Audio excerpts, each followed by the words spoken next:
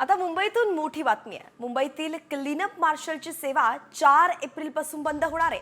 वाढत्या तक्रारीमुळे मुंबई महापालिकेनं हा निर्णय घेतलाय। पालिकेनं एप्रिल 2024 मध्ये प्रत्येक प्रशासकीय विभागात 30 क्लीनअप मार्शलची नेमणूक केली होती। कॉमस्कोर नुसार आता isakal.com आहे देशातील नंबर 1 ची मराठी न्यूज वेबसाईट। प्रत्येक अपडेटसाठी isakal.com ला नक्की भेट द्या।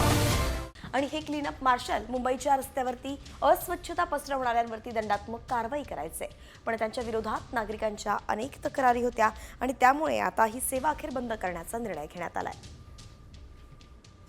4 एप्रिल पासून ही सेवा बंद होणार आहे। क्लीनअप मार्शल जे आहेत ते आता 4 एप्रिल पासून मुंबईच्या रस्त्यांवरती दिसणार नाहीये।